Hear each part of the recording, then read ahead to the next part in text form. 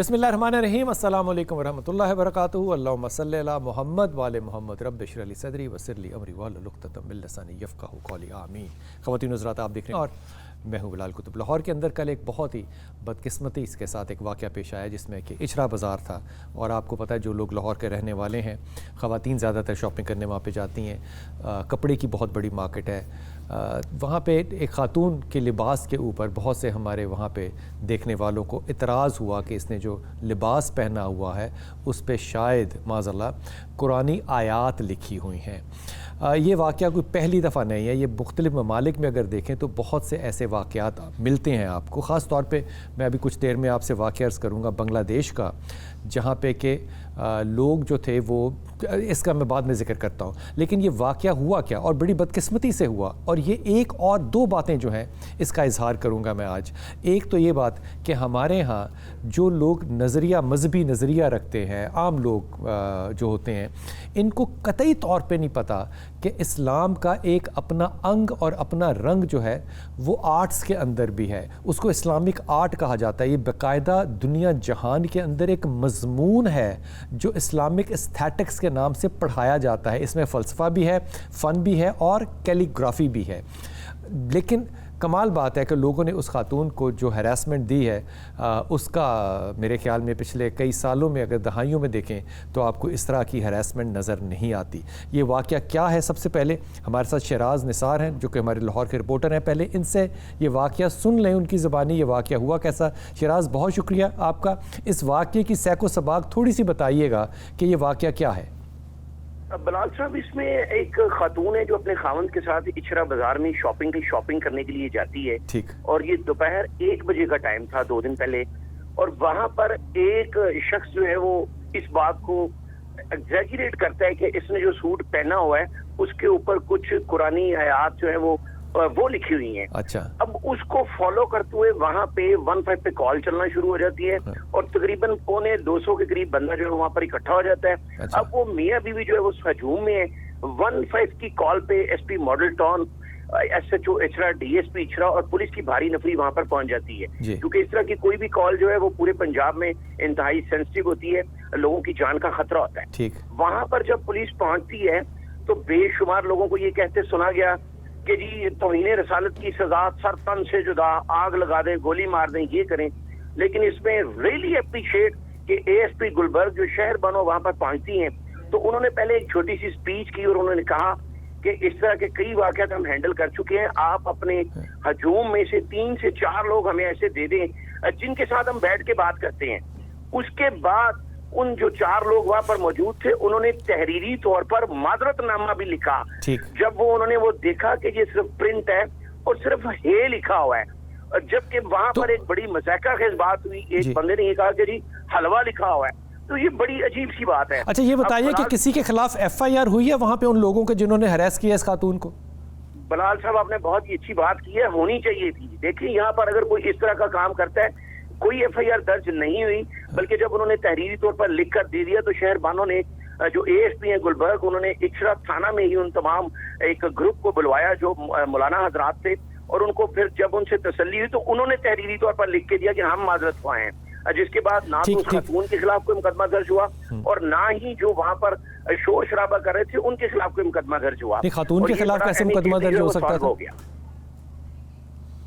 اچھا، ہمارے ساتھ سیدہ شہر بانو نقوی صاحبہ جو ہیں وہ بھی ہیں، ان سے بات کرتے ہیں۔ بہت شکریہ شہر بانو، ہمارے ساتھ ہیں، آپ کا ظاہر ہے وقت بہت ہی زیادہ قیمتی ہے۔ یہ بتائیے کہ جب خاتون کو آپ ریسکیو کرنے گئیں، میں خاص طور پہ لفظ جو ہے وہ ریسکیو کا استعمال کر رہا ہوں، ریسکیو کرنے گئیں تو آپ کو تب تک تو معلوم نہیں تھا کہ یہ خاتون جو ہے یہ ملزمہ ہوگی یا مجرمہ ہوگی یا کیا صورتحال ہوگی؟ اس وقت آپ کے احساسات جو تھے وہ کیسے تھے؟ جب ایسی سچویشن کریٹ ہو جاتی ہے اور ایسے معاملات ہو جاتے ہیں جہاں لوگ اکٹھے ہو جائیں اور ایک انسانی جان کی طرف اس طرح بڑھیں جس طرح جانور بھی نہ بڑھے، تو یہ دیکھنا ضروری نہیں ہوتا کہ وہ گنہگار ہے یا نہیں۔ اس ٹائم ہمارا دین بھی ہمیں یہی سکھاتا ہے کہ آپ نے اس جان کی رکھوالی کرنی ہے، اور ہم نے جب یہ وردی پہنی تھی تو ہم نے یہ وعدہ کیا تھا کہ ہم ہر جان کی، بے زبان ہو یا زبان رکھنے والا ہو، اس کی حفاظت کریں گے۔ اچھا، یہ فرمائیے کہ آپ نے اس معاملے کو پھر انویسٹیگیٹ جو ہے وہ کن گراؤنڈز پہ کیا، کس طرح سے کیا؟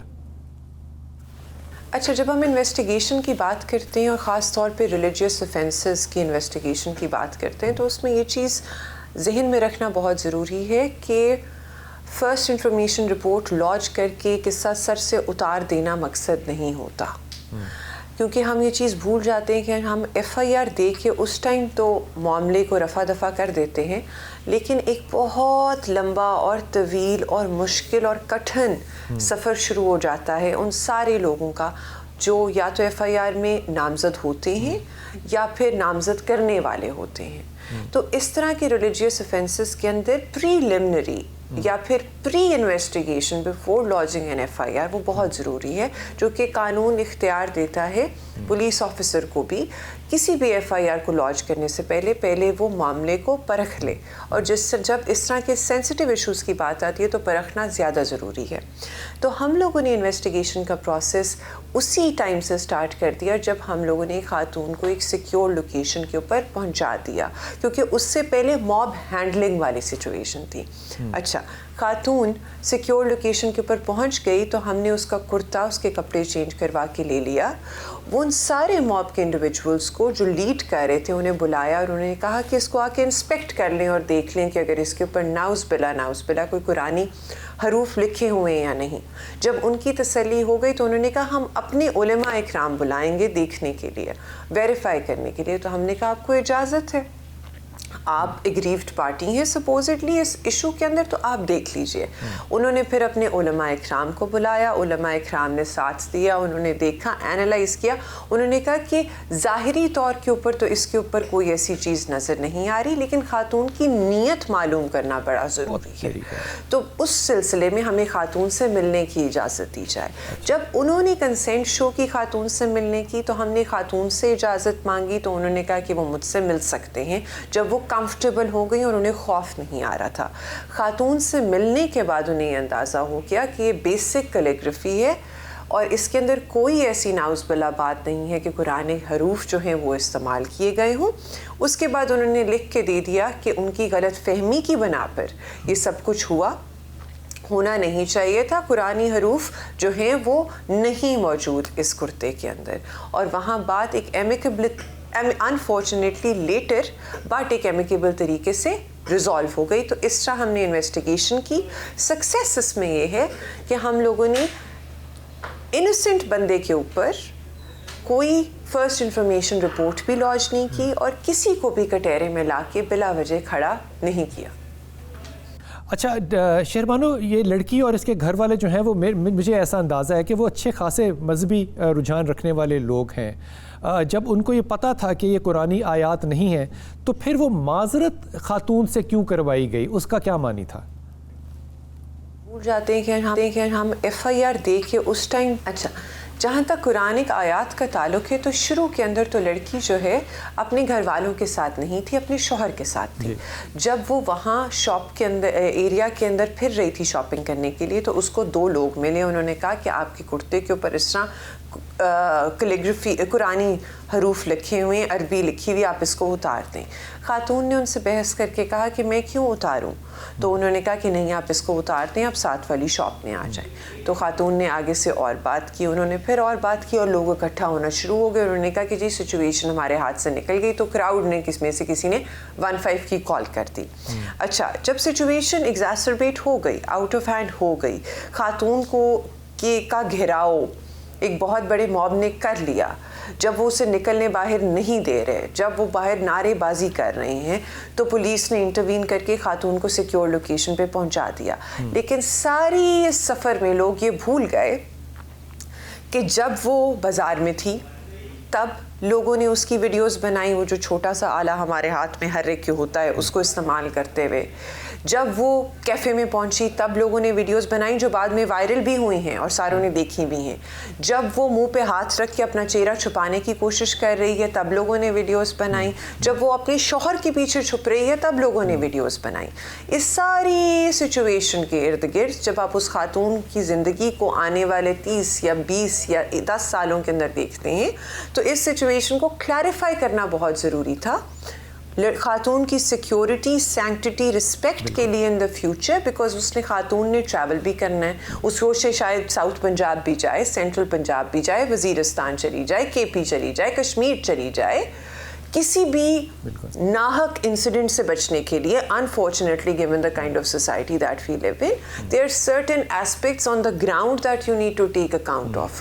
hindsight میں بات کرنا unfortunately بہت آسان ہے. کرٹیسزم کا روم بھی ہونا چاہیے, سب کو اجازت ہے کہ وہ کرٹیسائز کریں, اسی طرح ہی ہم اگلی دفعہ اور بہتر کریں گے انشاءاللہ. لیکن کچھ ایسی گراؤنڈ ریالٹیز ہیں جن کو ہم ایز اے سوسائٹی ڈینائی نہیں کر سکتے, جن کے بارے میں ہم سب کو پتہ ہے لیکن ہم ان کے بارے میں بات نہیں کرتے. تو خاتون کی حفاظت اور اس کی سیکیورٹی کو انشور کرنے کے لیے ایک کلیریفیکیشن کی ویڈیو بنائی گئی, given the ground realities of the society that we live in. اچھا شیرمانو, یہ جو مشتعل ہجوم جس کو کہتے ہیں, اس کو کہیں گے موب. یہ موب کی سائیکالوجی ایسی ہوتی ہے کہ اس کو کوئی بڑی سے بڑی پولیٹیکل لیڈرشپ جو ہے نا وہ بھی کنٹرول نہیں کر سکتی. موب جب آ جاتا ہے تو پھر وہ موب وہی کرتا ہے جو موب کرتا ہے.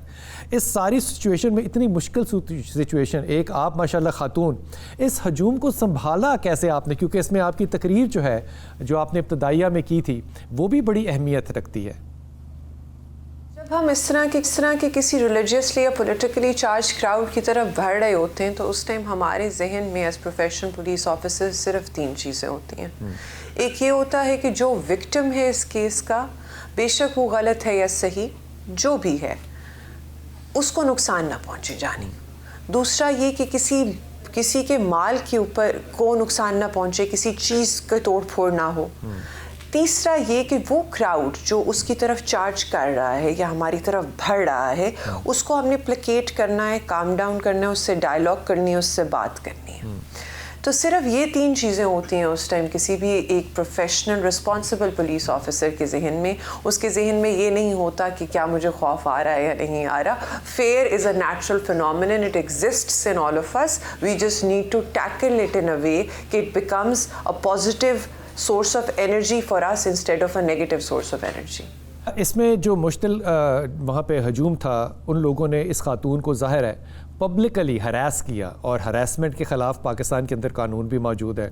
تو جب وہ خاتون اب انوسنٹ پروف ہو گئی تو کیا ان لوگوں کے خلاف کوئی FIR درج ہوگی یا کوئی ایکشن ہوگا جن لوگوں نے اس خاتون کو پبلک سپیس میں ہراس کیا؟ اب ایک ایشو ہو گیا on the basis of misunderstanding, on the basis of confusion, on the basis of کہہ لیں کہ misinterpretation, on the basis of lack of communication. Issue ہو گیا. سوال یہ بنتا ہے, اور اس کی ایگزامپل بھی سیٹ ہوگی, اسٹیک ہولڈرز نے ہمارا ساتھ بھی دیا, ریلیجس کمیونٹی نے ہمارا ساتھ دیا, میڈیا نے ہمارا ساتھ دیا, ایک پازیٹیو ایسپیکٹ دکھایا سوسائٹی کو کہ ہاں پھر ایشوز کو اس طریقے سے بھی حل کر سکتے ہیں, کسی کو جلاؤ گھیراؤ کر کے, کسی کو مار کے, کسی جانی نقصان کو انشور کر کے اور کروا کے ہم لوگ نہیں صرف ایسے ایشوز کو ٹیکل کر سکتے, ایک پازیٹیو طریقہ بھی ہے اس کو ٹیکل کرنے کا. تو پھر اس ایشو کو پرولونگ کیوں کیا جائے؟ ایسے سینسٹیو ایشو کو اس زمرے میں پرولونگ کرنے پہ پھر we come back to square one that it would have put the life and the safety of the concerned woman in jeopardy. If the concerned woman does not want to lodge an FIR and does not want to proceed in a manner that is inflicting upon any strata of society or is negative or is going to result in repercussions which might haunt her as well, then we should not force her to do so in order to just set an example. یہ سارا incident, اس کی conclusion, اس سے جو ensued ہوا, اس کی positivity, اس کے اندر سارے stake holders, media, religious community کا کردار اٹ سیلف از سو ایگزیمپلری کہ it is a case study in it self کہ کل کو آنے والے جب انسیڈنٹس ہوں گے تو لوگ کہیں گے رک جاؤ, اسلام کے اندر تحقیق کا دروازہ کھلا ہے. اس ٹائم تحقیق ہو گئی تھی, بات واضح طور پہ سامنے آ گئی تھی, ہم بھی تحقیق کر لیتے ہیں. تو دس انسیڈنٹ ان انٹائرٹی, اور خاص طور پہ ایسی رات میں شب برات والا دن یہ انسیڈنٹ ہوا ہے تو اس کی سینکٹیٹی کو بھی ذہن میں رکھتے ہوئے this incident it self is a case study that can be learnt from.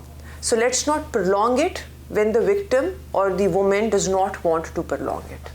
बहुत शुक्रिया नकवी साहब, आपने बड़ी ही कॉम्प्रिहेंसिवली इस बात का एनालिसिस किया और बड़ा पॉजिटिव एनालिसिस किया, और आपकी लीडरशिप जो है, मुझे यकीन है कि आपकी लीडरशिप, आपकी इस लीडरशिप पे बहुत ही ज़्यादा फ़ख्र करेगी। आपको सारे पाकिस्तान ने बहुत प्रेज़ किया है, अल्लाह ताला आपको हमेशा सलामती दे। ताहिर अशरफी भाई हमारे साथ हैं। ताहिर भाई अस्सलाम वालेकुम। अस्सलाम रहमतुल्लाह। खैरियत से हैं आप? जी अल्हम्दुलिल्लाह। अच्छा ताहिर भाई, ये जो कल वाला वाक़या लाहौर में हुआ है खातून के लिबास वाला, इस पे पहले तो आप अपनी टेक दे दें। बिस्मिल्लाहिर्रहमानिर्रहीम, नहमदुहु व नुसल्ली व नुसल्लिमु अला रसूलिही। बिलाल भाई, माँ सवाए इसके कि एक शर्मिंदगी, बेवकूफ़ी, जहालत, बर्बरियत और सफाकियत, इसको कोई नाम नहीं दिया जा सकता। और मैं समझता हूँ कि मुझे नहीं पता, लेकिन अब तक इन मुजरिमों के ऊपर इंसदाद दहशत गर्दी के एक्ट के तहत FIR क्यों नहीं हुई? बहुत बहादुरी दिखाई, मैं शाबाश। आप इन लोगों को दहशतगर्द कह रहे हैं जिन लोगों ने यह सारा अमल हैरेसमेंट का किया? बिल्कुल बिल्कुल, मैंने कल ASP साहबा को भी फोन किया था। ये हमारी बहन बेटी ने बड़ी जुर्रत दिखाई है, इसने बड़ी ताकत दी है तमाम अपने महकमे को भी और दिगर जो इस तरह के अच्छे काम करने वाले लोग हैं उनको भी। लेकिन मैं समझता हूँ कि ये इससे पहली बात तो ये है कि बिलाशुबा उस वक्त जो माहौल था उसमें उस बेचारी औरत से जिस तरह माफी मंगवाई गई, माफी तो उन बेशरम लोगों को मांगनी चाहिए थी जो वैश्यों की तरह टूट पड़े एक औरत के ऊपर। और बिलफर्ज एक लम्हे के लिए अगर उस लिबास में कोई ऐसी तारीर भी होती, इनको किसने हक दिया है कि ये इस तरह उसके ऊपर टूट पड़े और कहे तुम ये कमीज उतारो और तुम ये करो और वो करो?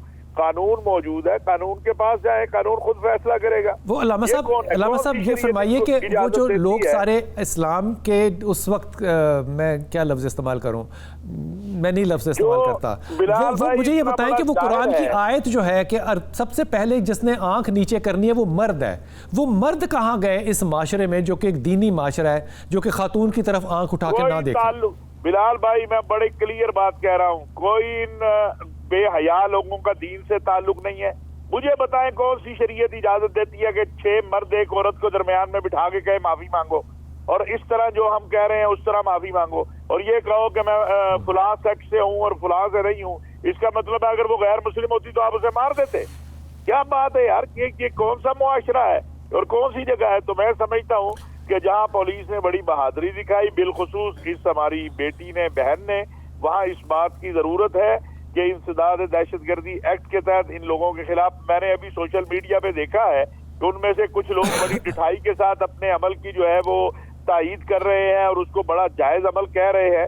जिन जाहिलों को ये नहीं पता कि अरबी इबारत में लिखा क्या हुआ है, यानी अरबी जुबान में अगर कोई गाली देगा तो कल ये कहेंगे कि ये भी जो है अपना बहुत नेकी का अमल कर रहा है। अल्लामा साहब, पहली बात तो ये कि वो अरबी लिखी नहीं हुई, वो उर्दू के हरूफ हैं जो कि लिखे हुए हैं और उनकी कॉम्पोजिशन बनी हुई है। तो वो कोई भी लफ्ज है जिनको उसका तर्जमा नहीं पता, यानी आप इनकी जहालत की इंतहा देखें कि वो लफ्ज क्या लिखा है। और जिन ये अगर आप अरब इस्लामी दुनिया में जाए, मराकश से लेकर खलीजी ममालिक तक, मिस्र जाए, मुझे अल्लामा साहब एक बात सीने पे हाथ रख के बताइएगा।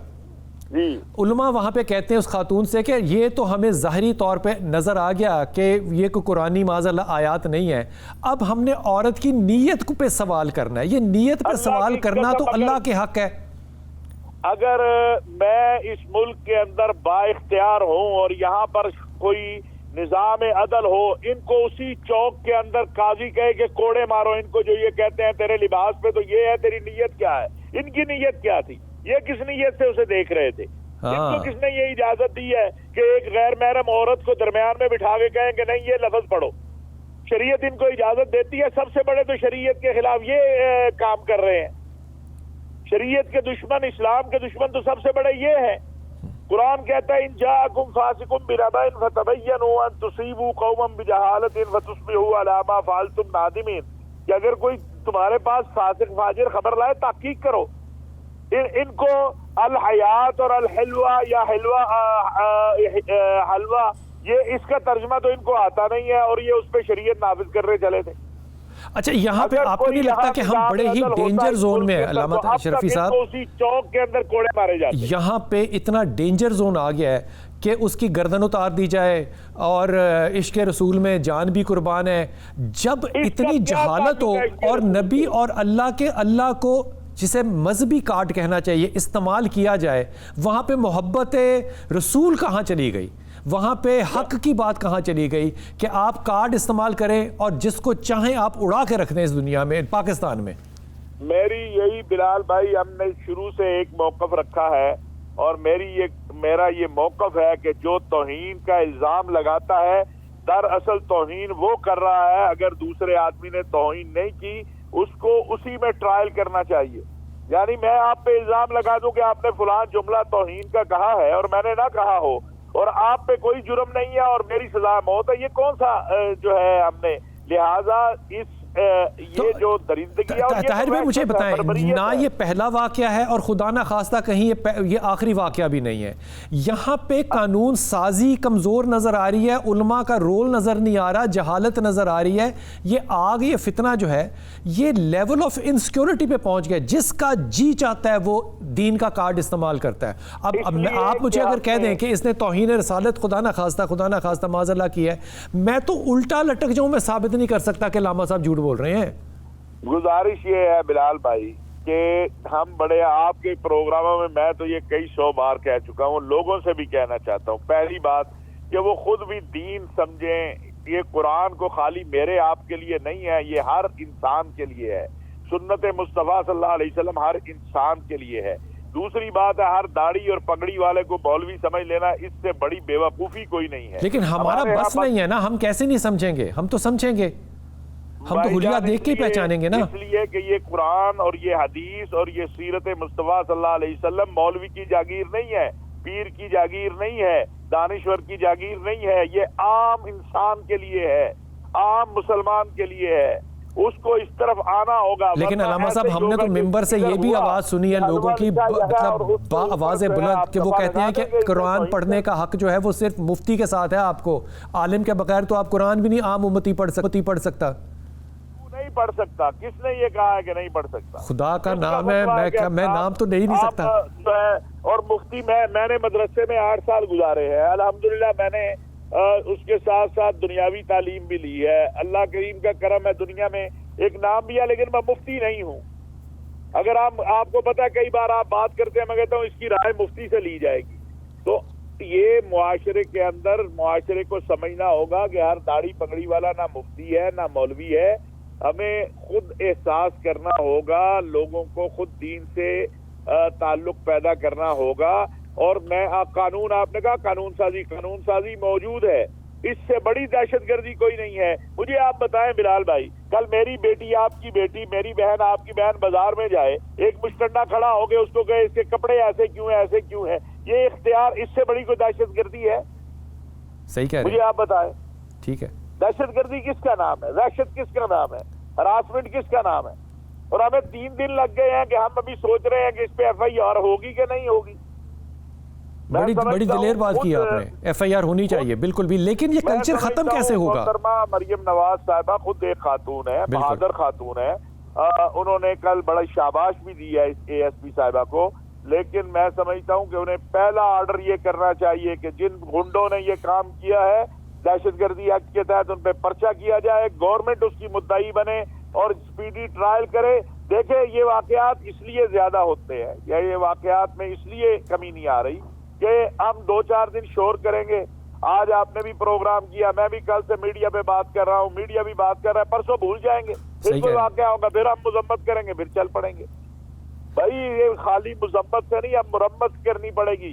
مرمت سے کام چلے گا، مذمتوں سے آگے کام بڑھ گیا ہے. ٹھیک ہے. بہت شکریہ طاہر بھائی، بہت شکریہ، آپ نے بڑی ہمت والی بات کی. حضور اقدس شفاعت بھائی السلام علیکم. سب سے پہلے تو بڑی معذرت آپ کو انتظار کریں. مجھے بتائیے اس حل نکل سکتا ہے کہ لوگ دوسروں کو دیکھ کے اپنی جہالت کی وجہ سے دوسروں کے اوپر فتویٰ نہ جاری کریں اور وہ بھی آپ گلیوں سڑکوں پہ فتوے لگنے شروع ہو گئے؟ اس کلپ میں جو ہم تک پہنچا ہے اس میں ایک نعرہ جس کو آپ بار بار مختلف الفاظوں میں آپ دہراتے رہے. میں نعرے کو انتہائی کیا کہنا چاہیے مختلف الفاظ میں پہنچاتا رہا. جی ہاں. میں اس پر تھوڑی سی گفتگو، کیونکہ اس مسئلے کو جب تک آپ انٹلیکچوئل بنیاد پر عوام کو نہیں سمجھائیں گے، عوام کو انٹلیکچولی سمجھایا جا سکتا ہے، لوگ سمجھتے ہیں، کیونکہ آج میڈیا اتنا فاسٹ ہے. آج سے 10 سال پہلے کا پاکستانی اس کی سوچ اور وہ نعرہ لگ جائے تو غیرت جاگ جاتی ہے. اچھا، وہ کچھ اور تھی. آج میڈیا نے بڑا کردار ادا کیا ہے، اور یہ جو لوگ اس طرح جذباتی ہو کے آگے جاتے ہیں، یہ بھی ابلاغ کی وجہ سے ہے نا. ان تک یہ بات سمجھا دی گئی، ان کے ذہنوں میں بٹھا دی گئی. اب ایک چھوٹی سی بات ہے جو میں عرض کرتا ہوں تاکہ لوگوں کو سمجھ آئے. یہ جو ایک نعرہ ہے نا کہ گستاخ رسول کی ایک ہی سزا، سر تن سے جدا، سر تن سے جدا، یہ جو نعرہ ہے، اس نعرے میں کوئی شک نہیں، یہ ٹھیک ہے نعرہ، لیکن گستاخی کا فیصلہ نہیں. میں اس سے بھی ذرا وسیع بات کرنا چاہتا ہوں. دور رسالت میں یا دور خلافت میں جن لوگوں کو اس بنیاد پر سزا دی گئی، ان میں کوئی بھی مسلمان نہیں تھا. سب سے پہلی بات تو یہ ہے. دوسری یہ ہے کہ وہ ایک مستقل اسلام اور پیغمبر اسلام کے خلاف پروپیگنڈا جو مہم تھی، اس کے وہ رکن اعظم تھے. یعنی کہ سوچے سمجھے منصوبے کے تحت وہ یہ کام کر رہے تھے اور غیر مسلمان مسلسل کر رہے تھے. یہ غلطی پہ سزا نہیں تھی، غلطی پر نہیں تھی. اچھا، ایک تو میں اپنے مذہبی، کیونکہ میں مذہب سے میرا تعلق ہے، اور کوئی بھی شخص مذہب سے محبت کیے بغیر نہیں جی سکتا، خواہ وہ کسی بھی مذہب سے تعلق رکھتا ہو. تو ایک تو وہ مستقل برس ہا برس پر سالوں پر محیط ان کی ایک جد و جہد ہوتی تھی، جو امن کی حالت میں بھی پروپیگنڈا کرتے تھے، اور بالخصوص جب جنگوں کا محاذ گرم ہوئے تو اس موقع پر بھی مسلمانوں کی اور صحابہ کرام کی اور مجاہدین اسلام کی دل شکنی کے لیے بڑے غلط قسم کے اشعار اور وہ مرثیے پڑھتے تھے. مثلا اس میں ایک قصیدہ لکھا ایک کافر نے، تو حضور صلی اللہ علیہ وسلم نے حضرت حسان بن ثابت نے اس کا جواب دیا، اور وہ منبر رسول پر بٹھایا، اور آپ صلی اللہ علیہ وسلم نے وہ سنا اور ان کو پھر چادر اپنی تحفے میں دی کہ تم نے اس کا یہ بڑا وقت بھی جواب دیا اور بڑا مقابل پہ جواب دیا. ایک جو جذبات، ایک فکر اور سوچ اور احساسات جو مسلمانوں کے ان پروپیگنڈے سے ریجس جنگ کے زمانے میں جو پڑھا کرتے تھے اور وہ انسلٹ کرتے تھے معاذ اللہ پروفٹ، وہ تو میدان جنگ میں ہوتا تھا نا. ایک تو میدان جنگ میں وہ تو جواب مسلمان دیتے تھے. لیکن بات یہ ہے کہ ہم مسلمانوں کو یہ بات سمجھنی چاہیے کہ یہ نہیں ہے کہ مجھ سے، آپ سے، کسی بھی سے بلا ارادہ کوئی غلطی ہو تو اس کے مطابق ہم یہ حدیث اس پر منطبق کر دیں کہ من سب بے ارادہ غلطی پہ خدا کی پکڑ ہے. غلطی پر خدا کی بھی پکڑ نہیں ہے. ٹھیک، کیونکہ نبی پاک صلی اللہ علیہ وسلم نے فرمایا کہ انسان پکڑنا چاہتا ہے، رفع عن امتی الخطا والنسیان، اللہ تعالیٰ نے میری امت سے خطا اور نسیان اس کو معاف کر دیا. خطا یہ ہے کہ آپ غرغرہ کر رہے ہیں روزے کی حالت میں، پانی نیچے چلا جاتا ہے، اس کو خطا کہتے ہیں. عربی کے خاص الفاظ ہیں. نسیان یہ حالت دوسرا روزہ ہے، آپ روٹین کے مطابق پانی اٹھا کے پینا شروع کر دیا، آپ کو یاد ہی نہیں ہے کہ آپ کا روزہ، اس کو نسیان کہتے ہیں. تو یہ تو اللہ اور اس کے رسول نے بھی معاف کر دیا. یہاں اس پوائنٹ کو پہلے آپ کے سوال کے جواب میں یہ ذہن میں رکھنا چاہیے کہ وہ جو حدیث ہے نا، من سب نبیًا فاقتلوہ، کہ جو حضور کو گالی دے، نعوذ باللہ، برا بھلا کہ اس کو قتل کر دو، اس حدیث کے پس منظر میں خطا، نسیان اور مسلمان کی بات نہیں ہو رہی ہے. یہ ان لوگوں مسلمان خطا کر سکتا ہے، ڈس رسپیکٹفل نہیں ہو سکتا. وہ نہیں کر سکتا. میں وقفہ لوں گا، پھر واپس آتا ہوں. ہمارے ٹیلی فون نمبرز انشاءاللہ تعالیٰ آپ اسکرین پہ دیکھ سکتے ہیں. آپ ہمیں کالز کر سکتے ہیں. آج کالز کا دن تھا، لیکن کیونکہ موضوع اتنا اہم ہے، واپس آ کے آپ سے عرض کرتا ہوں کہ بہت سے ممالک میں یہ ایشوز جو ہیں وہ اٹھے تھے، جن میں سعودی عرب جیسا ملک بھی شامل ہے، کیونکہ یہ جو ڈیزائننگ ہے یہ بنیادی طور پہ ایک سعودی ڈیزائنر ہے جس سے کہ یہ ابتدا ہوئی اور یہاں تک یہ معاملہ پہنچا. اب وہ پاکستان کے اندر بہت سی ایسی ویب سائٹس ہیں جہاں پہ یہ ڈیزائنرز کلوز جو ہیں وہ اویلیبل ہیں. بنگلہ دیش نے اس معاملے میں ایک معاملے میں کیا ٹیکنالوجی علماء کے مشورے سے اپلائی کی. واپس آئیے آپ سے عرض کرتا ہوں. ہمارے ٹیلی فون نمبرز جو ہیں وہ آپ کی اسکرین کے سامنے.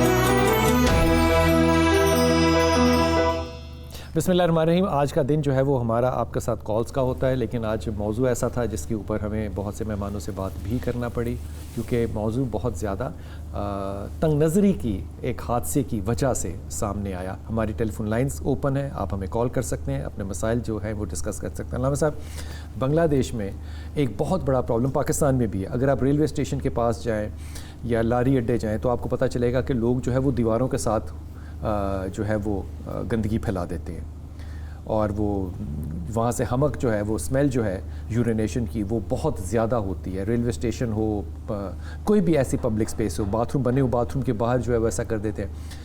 بنگلہ دیش میں مذہب جو ہے اس کی بڑی ڈومیننس ہے، اس پہ کوئی دو رائے نہیں ہے، اور ایک خاص نقطہ نظر کے لوگ جو ہیں وہ وہاں پہ بہت ہی زیادہ ایکٹیو ہیں. تو حکومت وقت نے فیصلہ کیا کہ علماء کو شامل کیا جائے اور لوگوں کو بتایا جائے، ٹرین کیا جائے کہ ہائیجین نصف ایمان ہے. لوگوں نے نہیں سنی. علماء نے ایک بڑا خوبصورت مشورہ دیا. انہوں نے کہا کہ دیواریں جہاں جہاں لوگ گندگی کرتے ہیں نا، وہاں جو بنگالی لکھی ہوئی ہے نا، مثال کے طور پہ یہاں یہ کرنا منع ہے، یہ بنگالی میں نہ لکھو، اس کو عربی میں لکھ دو. وہاں پہ وہ عربی میں لکھ دیا انہوں نے. لوگ اس کو یقین کریں، یہ میں نے تصویریں دیکھی ہیں، لوگ وہاں پہ اس دیوار کو ہاتھ لگا کے چوم کے چلے جاتے تھے. گندگی بند کر دی.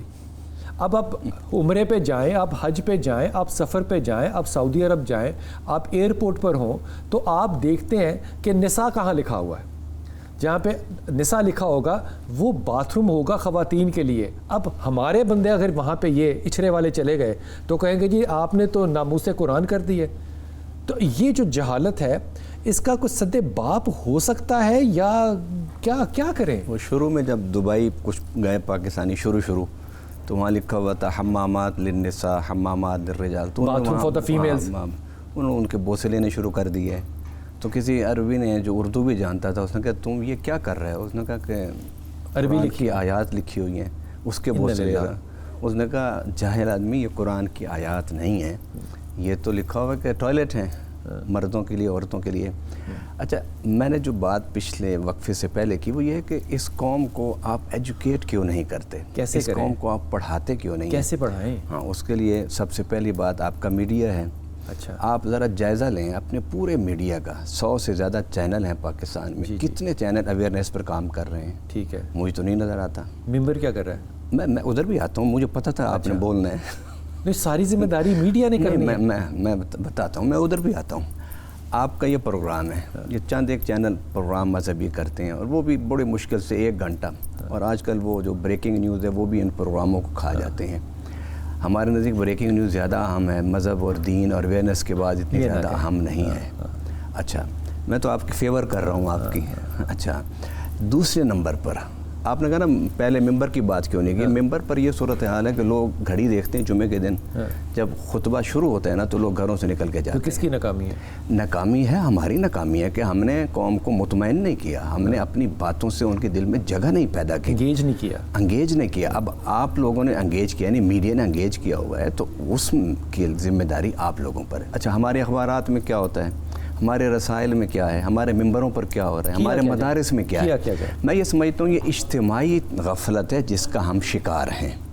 ہمیں اس اجتماعی غفلت سے باہر نکلنے کے لیے اجتماعی توبہ اور اجتماعی جدوجہد، ڈائریکشن صحیح کر کے اس کو کرنے کی ضرورت ہے.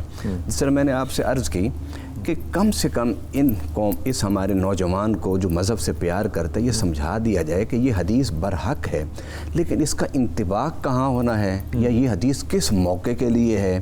اب یہ نہیں کہ یہ حدیث میں پڑھ کے آپ کا فیصلہ کروں، آپ یہ حدیث پڑھتے ہوئے میرے بارے میں فیصلہ کر دیں، یہ نہیں ہے. یہ اس کو نہیں سوچنا چاہیے تھا جس نے اپنی جماعت کے اندر مذہب کا یہ رنگ دیا؟ دیکھیں، میں بڑی معذرت کے ساتھ کہوں گا کیونکہ میں خود مذہبی ہوں. ایک جملہ سے میں ایک مذہبی آدمی ہوں. معذرت سے کہوں گا کہ ہمارے ہاں مذہب کے جو ممبروں پر اور مسندوں پر بیٹھے ہیں وہ ان حساس مسائل کو سمجھتے ہی نہیں ہیں. اس بات پہ رہنا ہے ابھی آپ نے، وہ ان حساس معاملات کو سمجھتے نہیں ہیں. کالر لے لوں. جی السلام علیکم. قصور جی سر. کیسے بیٹا آپ؟ السلام علیکم. وعلیکم السلام. کیا نام بیٹے آپ کا؟ محمد یونس. جی محمد یونس. محمد یونس. جی فرمائیے، آواز آ رہی ہے آپ کی. ہاں سر، میں نے پوچھنا تھا، میرے بیٹے کا نام انیس احمد ہے. اچھا. میرے بیٹے کا نام انیک احمد ہے, میں اس کو حفظ پہ بٹھایا ہوا ہے, کیا وہ مکمل کر سکتے ہیں یا نہیں؟ اس کے 11 پارے ہو گیا, 12ویں پارے پہ لگا ہوا ہے. انیک احمد, یہ سوال کیسا ہے کہ وہ کر سکتا ہے کہ نہیں کر سکتا؟ کیا مطلب ہے, کیوں نہیں کر سکتا؟ وہ پڑھتا نہیں, اس کو کہتا ہے میں نے اسکول جانا ہے, یہ کرنا, میں نے یہ قرآن کو حفظ نہیں کرنا. میں تو اللہ نے دین میں سختی تو نہیں رکھی ہوئی نا؟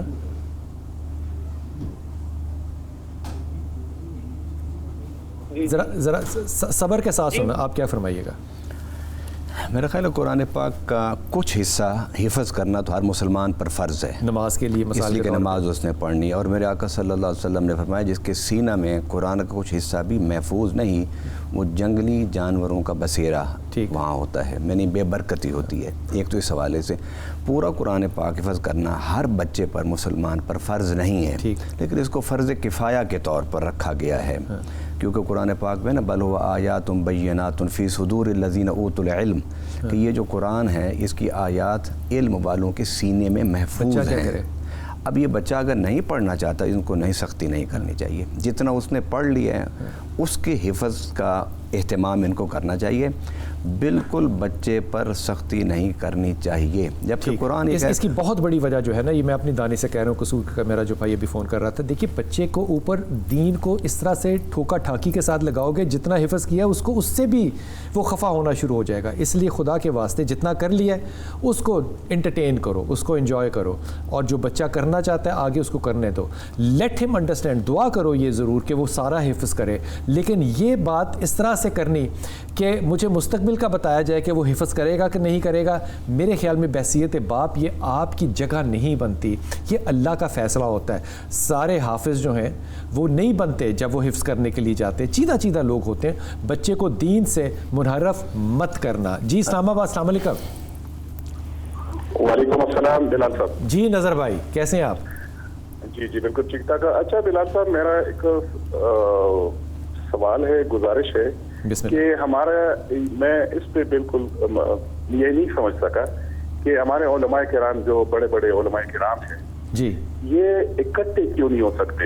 یعنی آپ اس سے بھی اندازہ رہے کہ یعنی نماز کے لیے جو اذان ہے وہ بھی تقریباً 15 منٹ 20 منٹ چلتا رہتا ہے.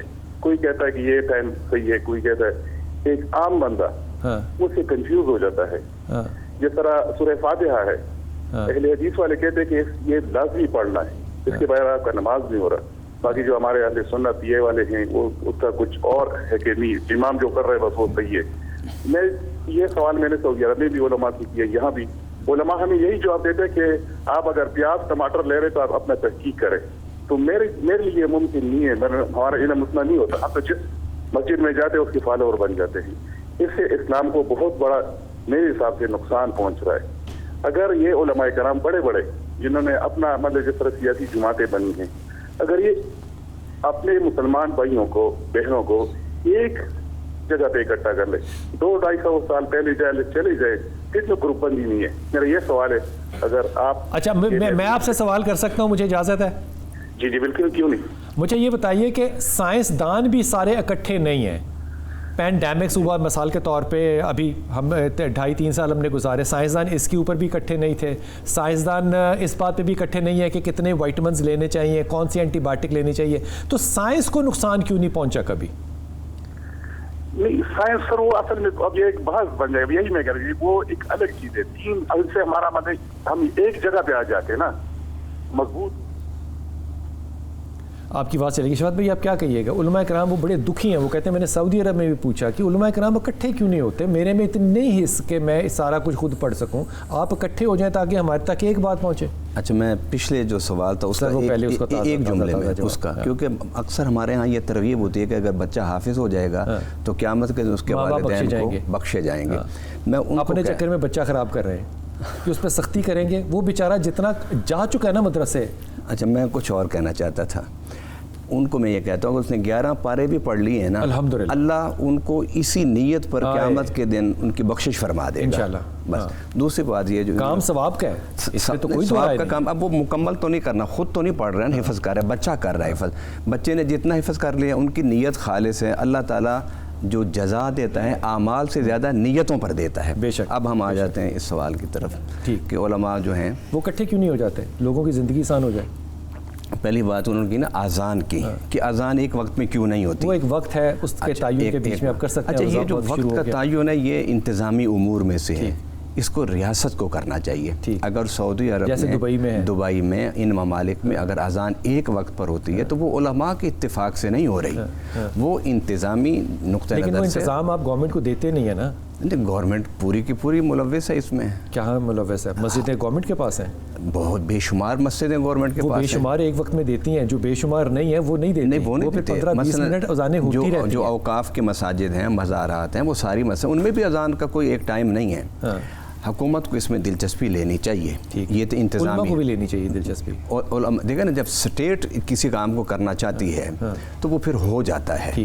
نمبر 2, علماء جو ہیں وہ متفق ہیں, جو بنیادی ہمارے اصول ہیں دین کے اس میں کسی کا بھی اختلاف نہیں ہے. اچھا. اور باقی رہے آگے فروعات میں, وہ تو اتفاق ہو ہی نہیں سکتا نا. اچھا. اللہ تعالیٰ نے بھی پابند نہیں کیا کہ آپ لوگ اس میں پابند. تو یہ میرا بھائی بالکل بیکار ناراض ہے ایسے ہی. نہیں, بیکار نہیں ناراض, ان کی ناراضگی اس کا ہم قدر کرتے ہیں, لیکن ان کو یہ سمجھانا پڑے گا. جس طرح قرآن پاک میں یہ قرآن پاک میں ہے, وَلَوْ شَاءَ رَبُّكَ لَآمَنَ مَنْ فِي الْأَرْضِ كُلُّهُمْ جَمِيعًا. پیارے نبی صلی اللہ علیہ وسلم, اگر رب چاہتا تو ان کو پیدا کرنے سے پہلے ہی ایک فکر, ایک سوچ, ایک دھرم, ایک مذہب پر پیدا کر دیتا. اللہ کے رسول کہتے ہیں کہ میں تو ان کے گھر جو ہیں وہ سونے چاندی کے بنا دیتا. نہیں, میں اس آیت کا ذرا حصہ کہ اگر تیرا رب چاہتا تو سب کو رب پہ نہ ڈالے نا. نہیں, قرآن کی آیت کا ترجمہ کر رہا, پورا مجھے پورا ترجمہ کر لینے دے تاکہ میں واضح کر سکوں. وَلَوْ شَاءَ رَبُّكَ لَآمَنَ مَنْ فِي الْأَرْضِ كُلُّهُمْ جَمِيعًا. اگر تیرا رب چاہتا تو سب کو مومن پیدا کرتا, کیونکہ یہ مذہبی مسئلہ ہے نا, ادھورا رہ جائے تو پھر کنفیوژن. نہیں, وہاں مومنوں کی تو بات ہی نہیں. آگے فرمایا ہم سب کو مومن پیدا کر دیتے. أَفَأَنْتَ تُكْرِهُ النَّاسَ حَتَّى يَكُونُوا مُؤْمِنِينَ. پیارے نبی صلی اللہ علیہ وسلم, کسی کو مجبور نہ کرو کہ وہ مومن ہو جائیں. صرف ان علیک الا البلاغ, آپ کے ذمے صرف بلاغ ہے. کھول کے دلائل کے ساتھ, براہین کے ساتھ, آرگومنٹ کے ساتھ اپنا موقف رکھو. بیان رکھنا باقی مرضی اللہ تعالیٰ کی, وہ جس کو چاہے ہدایت. رب چاہتا تو. رابعہ میرے ساتھ ہے. رابعہ السلام علیکم بیٹا. وعلیکم السلام. لال بھائی کیا حال ہے؟ اللہ کا شکر میری پیاری بیٹی, حکم فرمائیے بیٹا. آپ سے بات کر کے بہت خوشی ہو رہی ہے. سلامت رہیے, التماس دعا آپ سے. میرا بیٹا 6 سال کا, زکریا نام ہے اس کا. کیا نام ہے؟ زکریا. جی بلال بھائی, وہ پیدائشی طور پہ بولتا بھی نہیں ہے اور سنتا بھی نہیں ہے, اور آج کل 3-4 دن سے نا دیواروں کے ساتھ بہت زیادہ ہیڈ بینگنگ کر رہا ہے. اتنی اذیت اپنے آپ کو دے رہا ہے کہ اس کی وجہ سے مجھے بھی بڑی تکلیف. اچھا, یہ بتائیے کہ آپ نے اس کے سننے کے ٹیسٹ کروا لیے ہیں؟ جی کروائے تھے. انہوں نے کہا تھا کہ 52 چلی گئی ایئرنگ اس کی اور 42 باقی ہے, تو اس کے لیے آلے لگنے تھے, تو اس نے نہیں تھے وہ لگانے, جس کی وجہ سے پھر وہ نہیں تھے لگائے. کس نے کہا تھا نہیں لگانے؟ اتنا تنگ کر رہا ہے کہ میں بتا نہیں سکتی. آپ نے آلے کیوں نہیں لگائے ہوئے؟ آلے لال بھائی انہوں نے اس میں رکھنے نہیں تھے کانوں میں. اچھا جی. اچھا, ابھی کتنی عمر ہے بیٹے کی؟ ابھی 6 سال عمر ہے اس کی. اچھا, آپ نے کسی ڈاکٹر سے یہ مشورہ کیا کہ یہ آلے جو ہیں یہ کان کے اندر امپلانٹ بھی کیے جا سکتے ہیں سرجیکلی؟ جی. یہ پتہ کیا تھا آپ نے؟ کس چیز کا؟ یہ جو آلے ہوتے ہیں نا سننے والے, جو ہلکے معذور ہوں, یعنی کہ 40% سن سکتا ہے, سرجیکلی مجھے آغا خان کا پتہ ہے کہ وہاں پہ یہ سرجریکلی یہ امپلانٹ کر دیے جاتے ہیں اندر. جی پلانٹ مجھے نا ادھر لاہور میں بتایا تھا کسی نے کہ ادھر پلانٹ ہوں گے, تو اس کے لیے یہ ہے کہ کافی زیادہ پیسوں کی ضرورت ہے, تو میں افورڈ نہیں تھی کر سکتی, اس وجہ سے. یہ بات آپ کی درست ہے, یہ بات آپ کی درست ہے. آپ ایسا کیا کریں بچے کو سود ڈاؤن کرنے کے لیے, کام ڈاؤن کرنے کے لیے, جب بچہ رات کو لیٹ جائے سونے کے لیے, تو یہ بغیر سوچے سمجھے کہ وہ سن رہا ہے یا نہیں سن رہا, قاری باسط کی سورہ رحمان جو ہے اس کے پاس لگا دیا کرو. ٹھیک ہو گیا. یہ ممکن ہے؟ یہ کر کے دیکھو, اللہ تعالیٰ اس کو صحت بھی دے انشاءاللہ تعالیٰ, اور اس کے لیے آسانیاں بھی پیدا کرے. ہمارے بہت ہی پیارے دوست ہمارے اساتذہ میں سے ہیں منارہ, جن کے والد صاحب بھی وہاں بیٹھا کرتے تھے, ان کی والدہ کا انتقال ابھی کپل آف ڈیز ہو گیا, اور ہماری تعزیت ان کے ساتھ ہے. میں نے بھی ذاتی طور پہ بھی ان سے رابطہ کرنے کی بڑی کوشش کی ہے. انشاءاللہ تعالیٰ تعزیت کے لیے ہم وہاں جائیں گے بھی. موان صاحب کی والدہ کا انتقال ہوا ابھی کچھ دن پہلے, اس کے لیے 2 تعزیتی جملے آپ فرما دیں. اکرم عوان صاحب خود بھی میرا خیال ہے جی بزرگ آدمی ہیں، بزرگ آدمی بڑی ہیں تبلیغ کا اور کام کرتے ہیں، بڑا کام کیا انہوں نے تبلیغ کا. اللہ تعالیٰ ان کو صبر دے. اور یہ وہ راستہ ہے جس پر ہم سب نے چلنا ہے. بے شک کوئی آگے ہے اور کوئی پیچھے ہے. اور موت جو ہوتی ہے وہ ارادے سے نہیں ہوتی، وقت کے ساتھ، عمر کے ساتھ نہیں ہوتی، یہ رب کی قضا کے ساتھ ہوتی ہے. اور یہ موت وہ اٹل حقیقت ہے کہ وہ لوگ جو خدا کو نہیں مانتے وہ موت کو مانتے ہیں. یہ اتنا بڑا یونیورسل ٹروتھ ہے، اتنا بڑا یونیورسل وہ جو اللہ کو نہیں مانتے وہ موت کو مانتے ہیں. قرآن پاک میں کل نفس ذائقۃ الموت. لیکن موت کو انسانی شخصیت کا فنا نہیں سمجھنا چاہیے، بلکہ منتقلی ہے. موت جو ہے وہ ایک اگلی منزل کی طرف، عازم سفر ہونے کی طرف ایک یہ بھی دعا دے کہ اللہ تعالیٰ ان کی والدہ کے اگلے جو درجات ہیں ان کو آسان بھی کرے اور بلند بھی کرے، بلند فرمائے اللہ تعالیٰ. اور جتنے مسلمان باغوں میں سے ایک باغ بنا دے، جتنے لوگ اب تک مسلمان فوت ہوئے اللہ سب کے مغفرت فرمائے اور سب کے درجات کو بلند فرمائے. میں ایمانداری سے کہہ رہا ہوں کہ آپ کے والد صاحب سے بھی کیونکہ ملاقات ہے، والدہ سے میری ملاقات تو نہیں ہے. عبد القدیر صاحب، یہ بات میں بڑی آپ کو دل کے اطمینان سے کہہ رہا ہوں کہ جب آپ کے والد سے ملاقات کرتے تھے تو وہ بھی بڑے نیک آدمی تھے اور تفسیر قرآن انہوں نے پنجابی میں بھی کی تھی. اور قدیر بھائی جیسے لوگ جب انہوں نے اپنے ممبر پہ چھوڑے اور انہوں نے اپنی والد اور والدہ کی تربیت میں ہی وہ کام کرنا شروع کیا نا، جو کہ مولانا اکرم عوان بھی مرحوم مرحوم ہے، وہ بھی مرحوم ہو گئے تھے. تو انشاءاللہ تعالی اللہ تعالیٰ آپ کو اس صبر جمیل بھی عطا کرے گا اور اس کا اجر عظیم بھی عطا کرے گا. ماں باپ چلے جائیں تو وہ جس مرضی عمر میں آپ ہوں، وہ احساس تو محرومی کا یقیناً ہوتا ہے، لیکن اللہ کا ساتھ ہونا چاہیے اور اس کو رضائے خدا سمجھ کے قبول بھی کرنا چاہیے انشاءاللہ تعالی. عوان فیملی جو ہے یہ وہاں پہ بہت زیادہ کنٹریبیوٹ کرتی ہے اپنے لوگوں کے لیے، لنگر کے طور پہ ہو یا دعوت اسلام کے لیے ہو یا ذکر کے لیے ہو. وہاں پہ ان کی جو مجالس ہیں وہ بہت بھاری لوگوں کی تعداد جو ہے وہ اس کے اندر آ رہی ہوتی ہیں. یہ جو صدقہ جاریہ ہے، خدا کرے کہ یہ سارا صدقہ جاریہ آپ اپنی زندگی میں اور آپ کی اولادیں آئندہ اس کو ہمیشہ قائم و دائم رکھیں.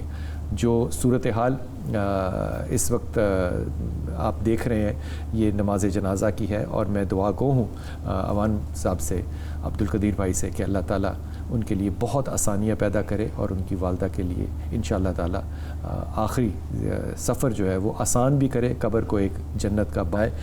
یہ اللہ تعالیٰ کے رسول کی جو بات ہے یہ دل میں آتی ہے جب کسی کو قبر میں اتار رہے ہو کہ یہ جنت کا باغ بنے گا یا جنت کا دوزخ کا گڑھا بنے گا. ایسا ہی ہے نا، اللہ تعالیٰ اس کو جنت کا باغ بنائے گا اور اللہ تعالیٰ آپ کو توفیق عطا فرمائے کہ آپ اس کام کو ہمیشہ جو ہے وہ جاری اور ساری رکھیں.